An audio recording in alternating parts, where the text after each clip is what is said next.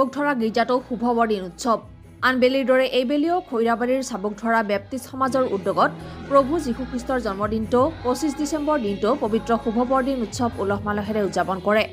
বৰদিনৰ লগত সংগতি ৰাখি বিশেষ প্ৰাৰ্থনা, আলহী আদৰণি, নৃত্য গীত, ঈশ্বৰৰ বাণী, আশীৰ্বাদ প্ৰাৰ্থনা, স্তুতি গীত, দেশৰ শান্তিৰ বাবে প্ৰাৰ্থনা, শুভেচ্ছা বাণী, অসমীয়া, ইংৰাজী, হিন্দী, ৰাভা, বাঙালী, নেপালী আৰু বড়ো ভাষাত বাইবেল পঢ়া, মুখ্য অতিথিৰ দ্বাৰা ঈশ্বৰৰ বাণী, খেল ধেমালি প্ৰতিযোগিতা, পুৰস্কাৰ বিতৰণ, সাংস্কৃতিক সন্ধিয়াৰে সামৰণি পৰিব। উল্লেখ্য যে বৰদিনৰ উৎসৱত মুখ্য অতিথি হিচাপে উপস্থিত থাকে NBBCৰ সাধাৰণ সম্পাদক সুবাৰাম দৈমাৰী। চাবুকধৰাত অনুষ্ঠিত বৰদিন উৎসৱত প্ৰভু যীশুৰ জীৱনকালৰ বিভিন্ন দিশত আলোকপাত কৰে মুখ্য অতিথি সুবাৰাম দৈমাৰীয়ে। গীত মাত নৃত্যৰে খ্ৰীষ্টান লোকসকলে উদযাপন কৰা পবিত্ৰ বৰদিনত অন্যান্য ধৰ্মীয় লোকসকলক সহযোগ কৰা পৰিলক্ষিত হয়। North east live today, Khoirabari.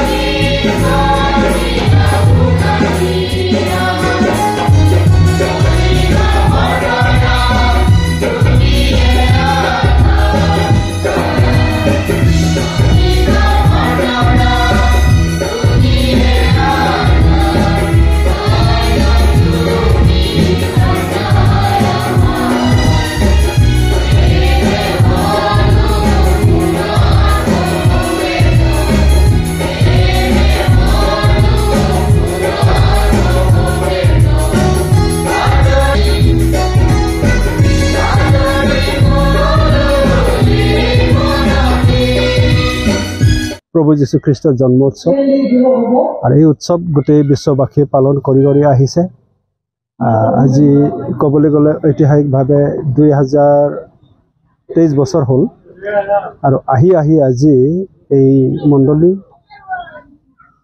Chabukdhora বাপ্টিষ্ট মণ্ডলীটো ইয়াক উদযাপন কৰিবলৈ লৈছে। ইয়াক 3 দিনীয়া কাৰ্যসূচীৰে পালন কৰা হ'ব। যোৱাকালি 24 তাৰিখৰ পৰা আৰম্ভ কৰি 26 তাৰিখ সন্ধিয়ালৈকে এই কাৰ্যসূচী চলি থাকিব। আৰু এইখিনিত ঈশ্বৰৰ গীত প্ৰশংসা স্তুতি চলি থাকিব, নাচ গান, নৃত্য আৰু নাট্য নাটিকা চলি থাকিব।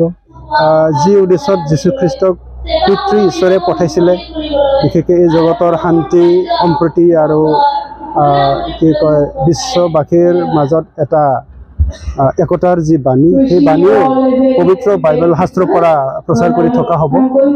আৰু এই 3 দিনীয়া কাৰ্যসূচী সম্পূৰ্ণ ধাৰ্মিক কি কয় পৰিৱেশেৰে মানে উলহ-মালহেৰে উদযাপন কৰা হ'ব, যাতে বিশ্বত শান্তি বাহাল থাকে। যেনেকুৱা ইউক্ৰেইন ৰাছিয়াৰ যুদ্ধ, ইজৰাইল পেলেষ্টাইনৰ যুদ্ধবিলাক সামকাটক, বুজাপৰাৰ মাজত আহক আৰু পৃথিৱীৰ শান্তি হওক।